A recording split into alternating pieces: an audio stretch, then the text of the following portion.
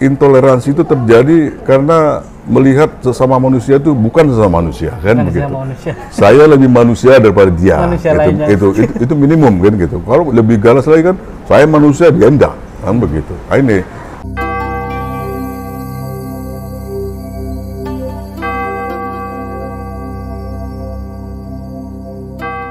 Pesan toleransi dari seorang penyair yaitu Bang Saud Situmorang.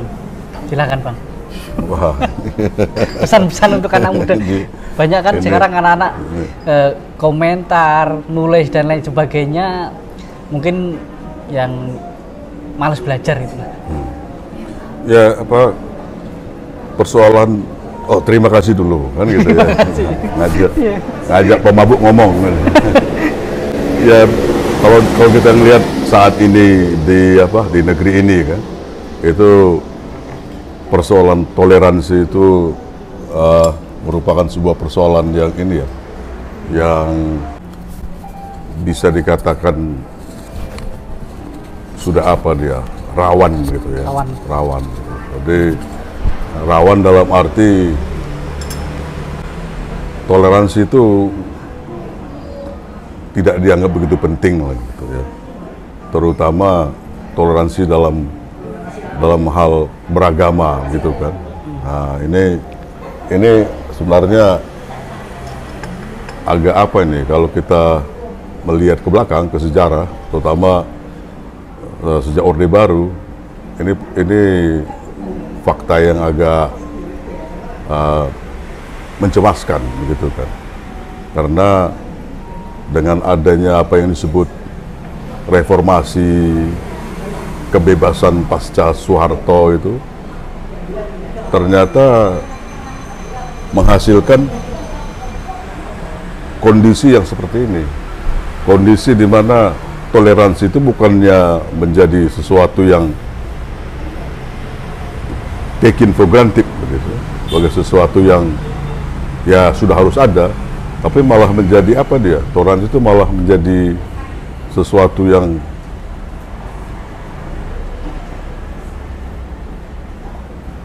nyaris tidak dihargai kan ya ini. Jadi semacam tragedi sejarah ya. Sama toleransi beragama ini yang makin yang makin mengkhawatirkan gitu.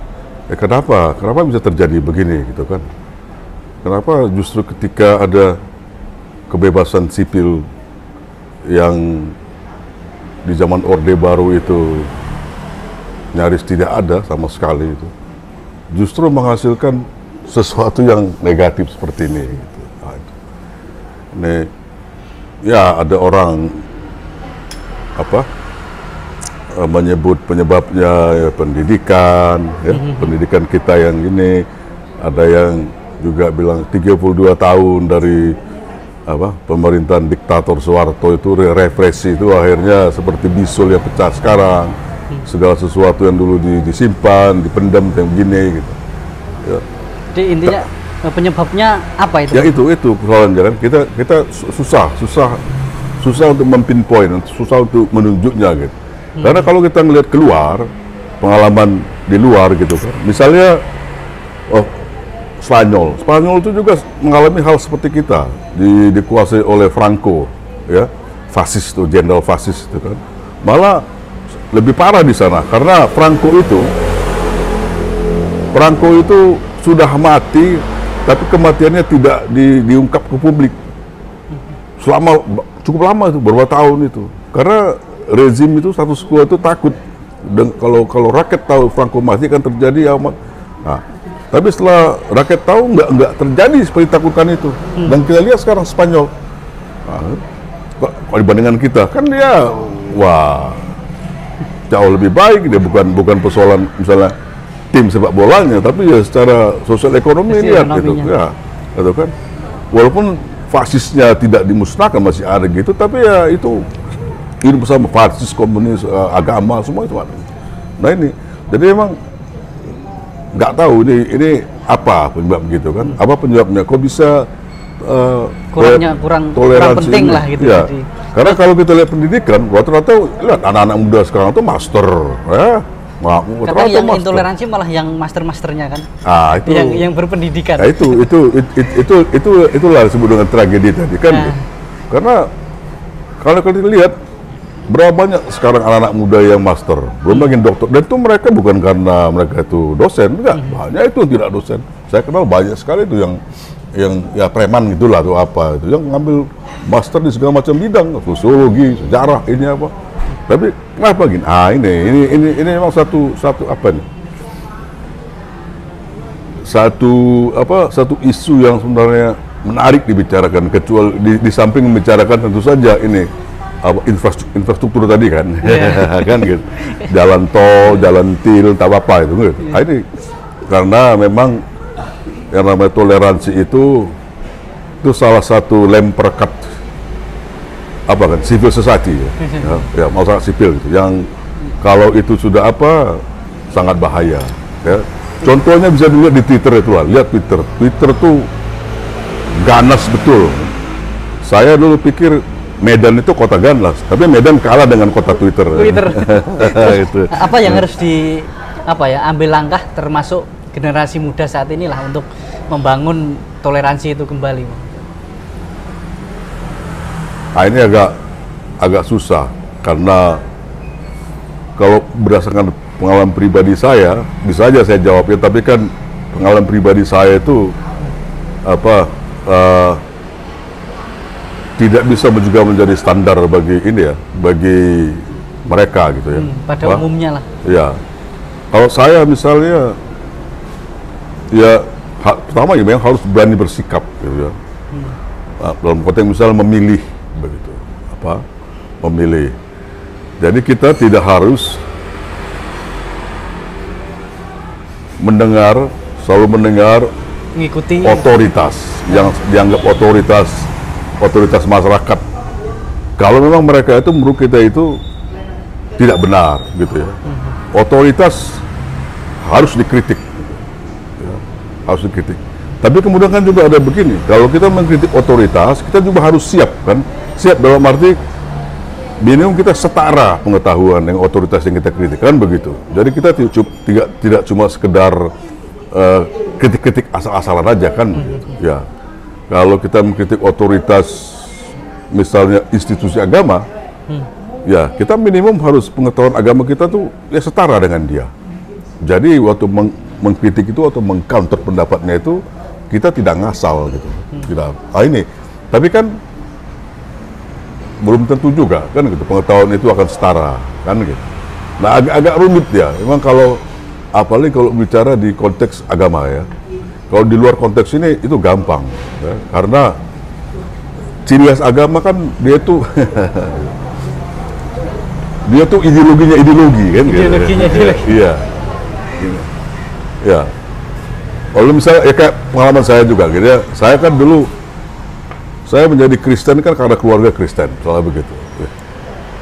Masih anak-anak ya udah otomatis orang tua pasti akan menolak itu kan, karena menurut orang tua itu terbaik bagi saya, bagi apa kan gitu. Saya dikirim ke gereja, ini kan gitu, diajari segala, karena itu mereka tahu dan yakini kan begitu. Ini wajar, ini terjadi di mana aja, di budaya mana aja, di negeri mana aja kan. Tapi ketika kita misalnya mencapai usia dewasa atau apa, dan kita misalnya tidak bisa lagi menerima ajaran itu misalnya, nah kalau saya bilang tadi, saya berani memutuskan, ya saya tidak bisa menerima, saya akan melakukan sesuatu untuk itu kan begitu. Tapi kan tidak banyak orang yang akan berani seperti ini, karena mungkin cengkeraman dari apa tadi itu begitu kuat sehingga ada takut jadi anak terkutuk, takut masuk neraka kan gitu. Jadi hal-hal seperti itu ya itu wajar saja, karena memang saya bilang tadi kalau dalam konteks agama itu ideologi itu lebih gawat daripada liberalisme kan, Marxisme atau isme atau anarko gitu kan. Ya, nah ini nggak tahu kenapa, mungkin karena dia berhubungan dengan sesuatu yang bersifat religius ya, spiritualitas, sesuatu yang di luar saat sekarang gitu. pasca kehidupan gitu kan. Jadi mungkin itu, apalagi masyarakat kita kan masih kuat dengan itu. Ciri khas masyarakat timur kan memang itu ya, memang kuat itunya. Nah di situ. Tapi nggak tahu apa, karena seperti yang bilang, walaupun dia sudah dapat pendidikan yang pada saat ada pendidikan barat gitu, di sekolah juga itu pendidikan barat itu, udah tingkat master bahkan ada tingkat doktor, tapi dia masih juga apa, masih juga terperangkap dalam apa ini, jerat intoleransi ini. Nah itu juga jadi membuat persoalan ini agak ini kan ruwet gitu ya. Ya intinya tadi kita harus berani memilih dan berani mengambil keputusan ketika mungkin tidak harus kita mengikuti standar di masyarakat. Kalau memang itu sesuatu yang tidak benar, yang salah, ya kita harus berani mengambil keputusan sesuai jalan kita lah. Nah, kalau tidak sesuai dengan apa kita ya, tidak sesuai dengan apakah itu perasaan kita, pemikiran kita gitu kan, bahkan sampai keyakinan kita kan. Tapi memang ini kita bilang tadi dalam konteks masyarakat timur, dalam tanda kutip seperti Indonesia, itu memang itu sebuah langkah yang luar biasa untuk mampu melakukan itu. Karena tadi banyak sekali Anda bisa diusir oleh keluarga. Tidak diakui sebagai anak. Nah, Anda kan kalau tidak diakui sebagai anak, berarti Anda tidak boleh lagi pulang ke rumah, ditutup pintu, gitu kan, gitu. Nggak dapat warisan, akan dikucilkan, akan dianak haramkan, dimalin kundangkan, jadi batu nanti kalian, gitu. Kalau tidak sesuai. Ya, jadi batu lumayan kok, jadi batu, jadi kan ini lagi, jadi batu akik, gitu. Dipakai sama aku ya, ini gawat. Jadi memang itu untuk konteks masyarakat kita itu rumit, akui, ya. Tapi memang nggak tahu mungkin ke 10 tahun ke depan karena macam-macam hal ya, perubahan di dunia, apa, komet datang kayak di film itu Don't Look Up itu kan, komet datang, orang tiba-tiba apa semua gini, habis semua, nggak ketakutan ya, sebelum mati semua kan, tiba-tiba muncul sifat hakiki manusia yang baik itu kan.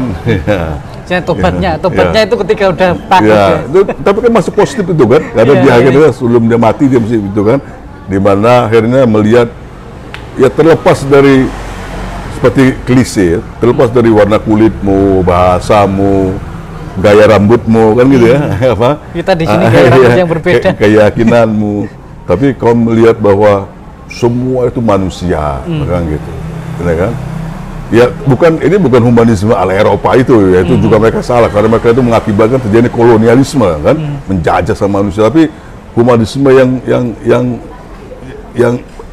hanya kecil lah, yang itu aja, bahwa ternyata ya kita tuh sama-sama manusia gitu, gitu kan, semua juga akan menderita, akan gini atau terakhir akan meninggal gitu. Nah sama-sama itu karena memang harus begitu melihatnya. Kalau kita sudah melihat, karena biasanya kan intoleransi itu terjadi karena melihat sesama manusia itu bukan sesama manusia kan, begitu. Saya lebih manusia daripada dia, itu minimum kan gitu. Kalau lebih galas lagi kan, saya manusia dia enggak kan, begitu. Nah, ini jadi kalau sudah sampai ke situ, itu pasti toleransi itu akan muncul dan kuat ya. Kapan ini terjadi? Mungkin yang tahu ini cuma Denny Siregar. Oke, teman-teman, terima kasih Bang Saud pesan-pesan dan sharingnya, terutama untuk kalangan anak muda. Ya, jadi di sini kita harus berani mengambil keputusan, berdewasalah dan berbijaklah dalam menjalani hidup. Hidup untuk menghidupkan, bukan memanfaatkan kehidupan. Terima kasih.